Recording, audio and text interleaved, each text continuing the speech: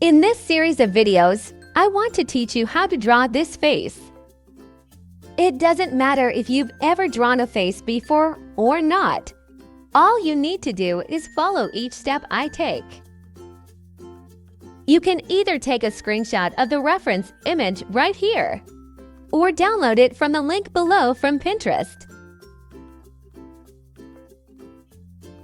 In this video, we will teach how to draw the eye.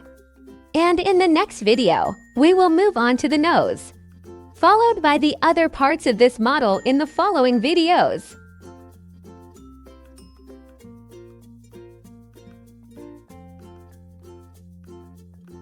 In this eye, I'm drawing the darkest lines first.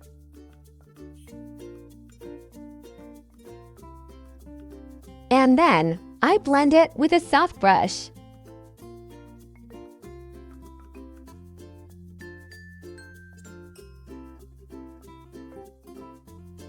For the larger areas, I use a bigger brush.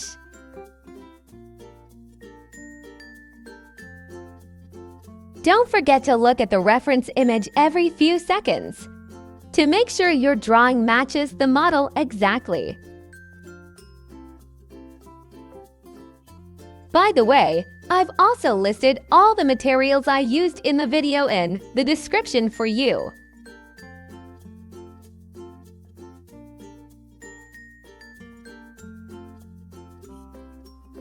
What do you suggest for the next videos? Which celebrity's face would you like me to teach how to draw?